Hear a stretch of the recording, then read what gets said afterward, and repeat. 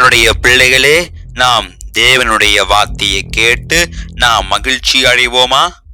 2 கொரிந்தியர் 9:8. மேலும் நீங்கள் எல்லாவற்றிலும் எப்பொழுதும் சம்பூரணமுடையவர்களாயும் சகலவித நற்கிரியைகளிலும் பெருகுகிறவர்களாயும் இருக்கும்படியாக தேவன் உங்களிடத்தில் சகலவித கிருபையையும் பெருகச் செய்ய வல்லவராயிருக்கிறார். தேவனுடைய பிள்ளைகளே, இன்றைக்கு தேவன் சொல்லுகிறார், சம்பூரமான ஆசீர்வாதங்கள் நம் மீது வரப்போகிறது. ஹல்லேலூயா.